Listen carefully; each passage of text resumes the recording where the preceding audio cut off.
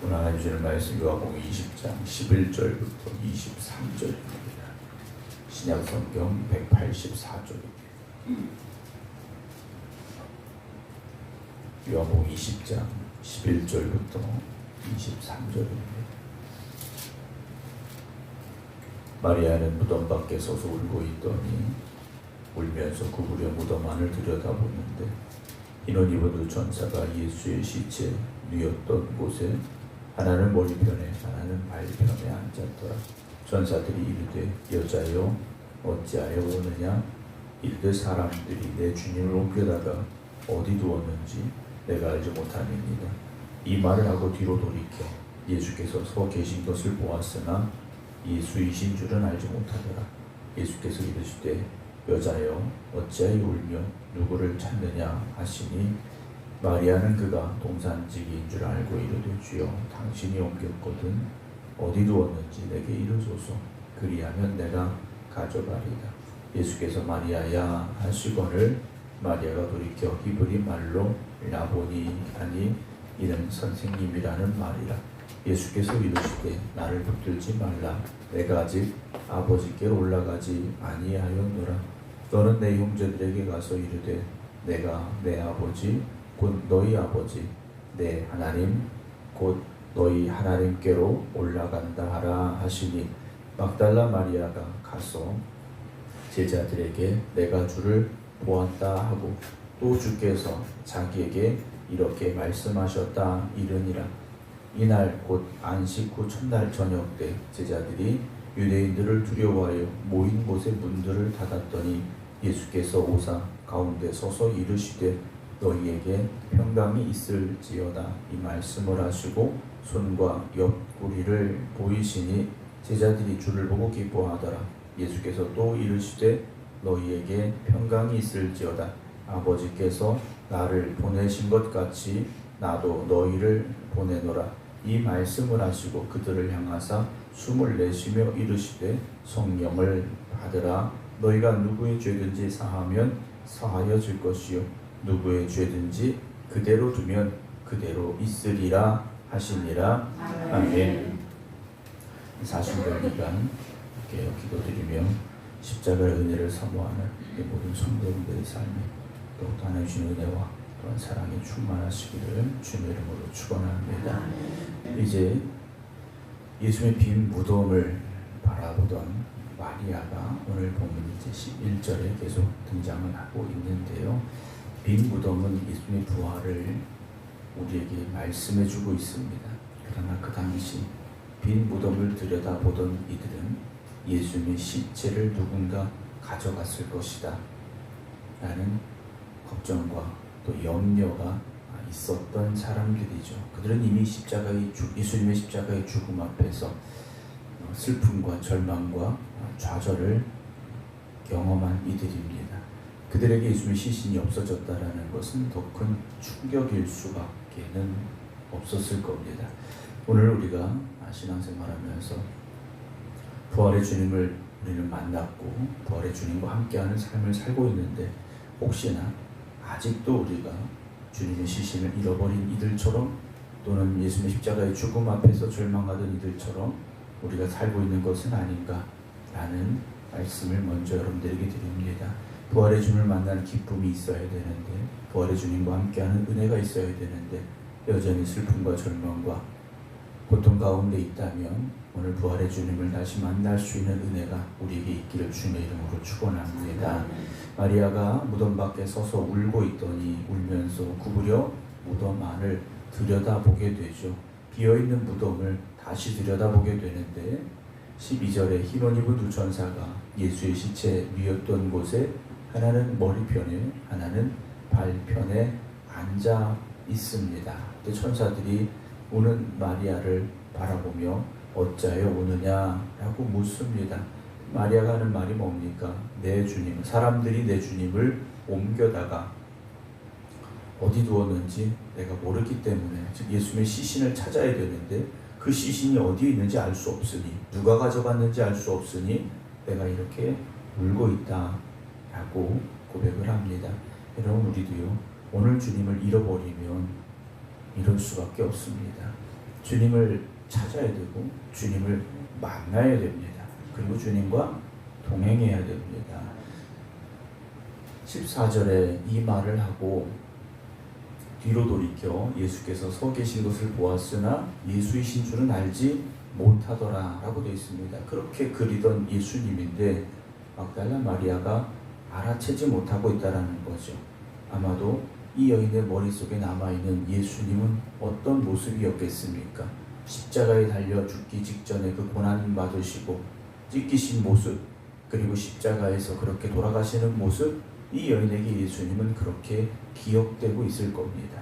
오늘 여러분들의 삶을 살아가면서 어제의 여러분은 어떤 모습이었습니까? 그제의 여러분은 어떤 모습이었습니까? 1년 전에 여러분은 어떤 모습이었습니까? 오늘 우리가 세상 사람들이 볼 때 예수님 만나기 전에 내 모습과 예수님 만난 후에 내 모습이 달라져 있어야 됩니다. 예수님 알지 못했을 때, 예수님 만나지 못했을 때는 여전히 우리는 방황하는 인생이었을 것이고 절망하는 삶이었을 것이고 고통 속에 살아가는 인생이었겠지만 이제 주님을 만났다면 우리는 뭔가 달라져야 되겠죠. 세상 사람들이 볼 때도 달라진 우리가 되어져야 되는데 마리아는 여전히 예수님을 알아채지 못하고 있습니다. 15절에 예수님께서 여자여 어찌하여 울며 누구를 찾느냐 이렇게 말씀을 하셨더니 마리아가 그는 동산지기인 줄 알고 이르되 주여 당신이 옮겼거든 어디 두었는지 내게 이르소서 그리하면 내가 가져가겠습니다. 예수님의 시신을 내가 다시 찾아오겠습니다 라고 말을 하죠. 그때 16절 예수님께서 마리아야 하고 이 여인의 이름을 부르시게 됩니다. 이 음성은 예수님이 자신을 부르시던 그때의 그 음성이었음을 기억하고 예수님을 다시 돌이켜 보면서 히브리 말로 라보니라고 부르게 되죠. 여러분, 오늘 예수님께서 여러분들의 이름을 부르고 계실 때 그 목자의 음성이 들려져야 됩니다. 목자의 음성이 들려져야 되는데 우리가 그 음성을 알아차리지 못하고 있다면 우리는 여전히 그 절망 가운데, 그 방황 가운데, 그 고통 가운데 설 수밖에 없지 않겠습니까?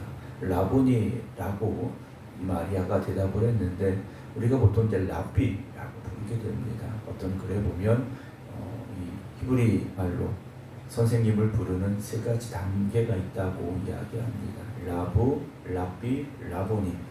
아마도 이 최고 높은 가장 존중하는 의미의 라보니라는 표현을 마리아가 썼던 것 같은데요. 예수님은 여러분들에게 있어서 어떤 분이십니까? 내 인생에 있어서 최고로 소중한 분이십니까? 정말 내가 예수님 말고는 다른 어떤 것도 소중하지 않습니다 라고 고백할 수 있겠습니까?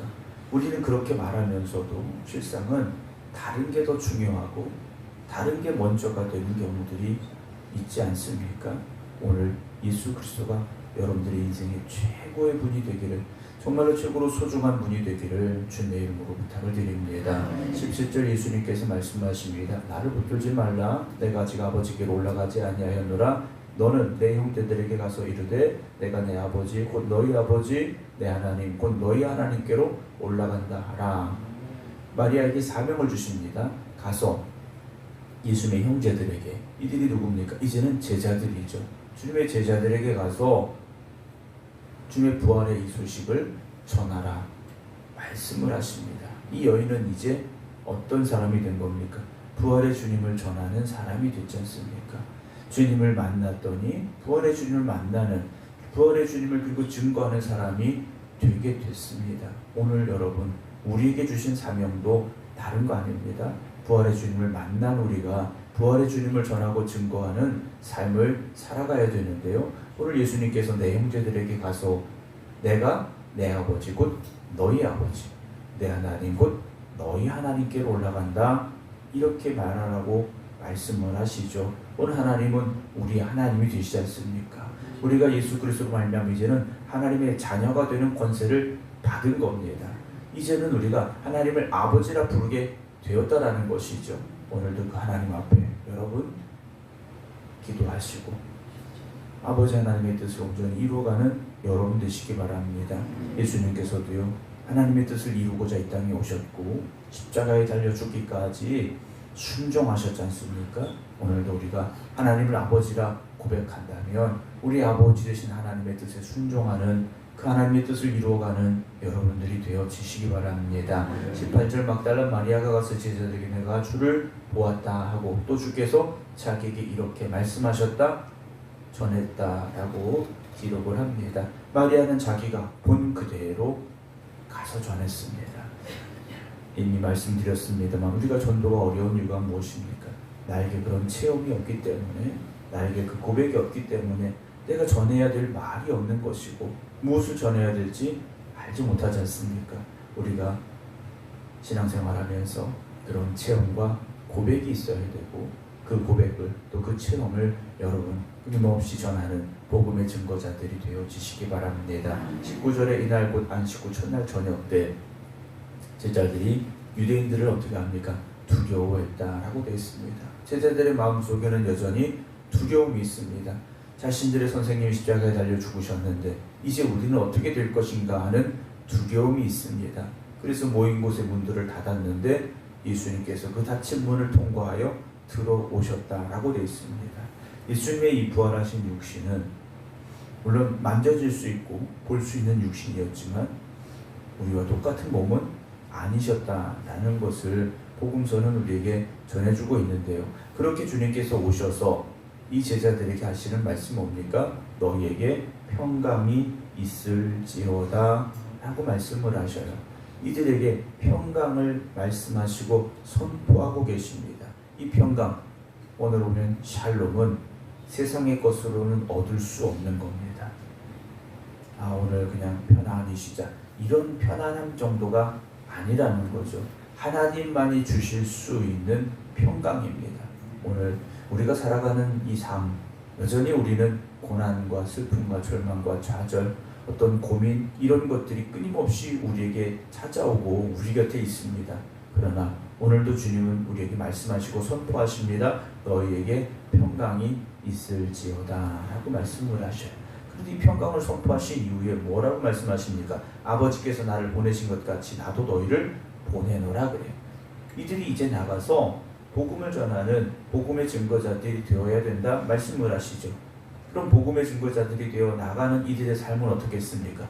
똑같은 세상 속으로 들어가는 것이고 복음 전하다가 여러 가지 많은 문제와 어려움을 만나게 될 것이고 심지어는 고난받고 예수님처럼 핍박당하고 그래서 결국 십자가에 또는 목이 베어져 또는 끓는 기름에 던져 순교하는 이들이 되게 될 것인데 주님은 그들에게 평강을 말씀하십니다.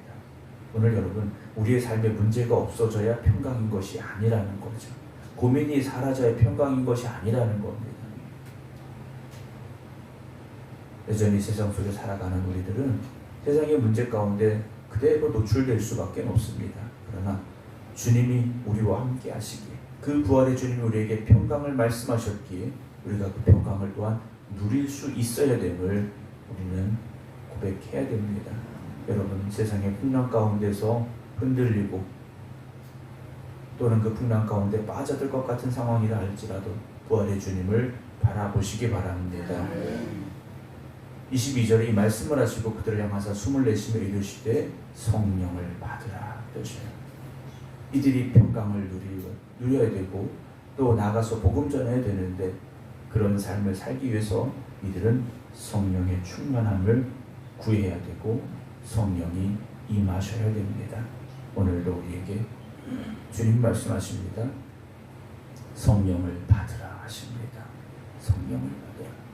우리가 성령 받지 않고는 아무것도 할 수 없습니다. 사람의 힘으로 뭔가 할 수 있을 것 같지만 이건 오래 가지 못합니다. 사람의 힘으로 그런 척할 수는 있겠지만 진실되지 못하고 오래 가지 못합니다. 성령 충만함으로 주님 오시는 그날까지 끝까지 변치 않는 믿음과 열심으로 살아갈 수 있는 저와 여러분 되기를 주님의 이름으로 축원합니다. 우리가 성령 받으면 변함이 없습니다. 성령이 우리 안에 역사하시기 때문에 변함이 없습니다. 23절 보면 너희가 누구의 죄든지 사하면 사해질 것이요 누구의 죄든지 그대로 두면 그대로 있으리라.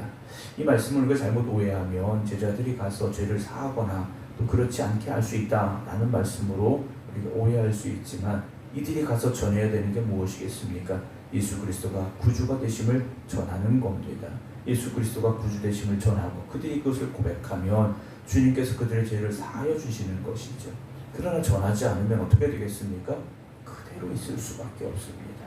죄의 삭은 사망입니다. 여러분, 여러분들이 사랑하는 이들에게, 여러분들이 알고 있는 이들에게 무엇을 주고 싶으십니까? 결국은 죄의 값인 사망의 길로 가기를 내버려 두고 보시렵니까? 아니면 생명의 주님을 전하고 증거하여 그들이 구원받고 하나님의 자녀가 되는 그 은혜를 여러분들이 전해야 되겠습니까?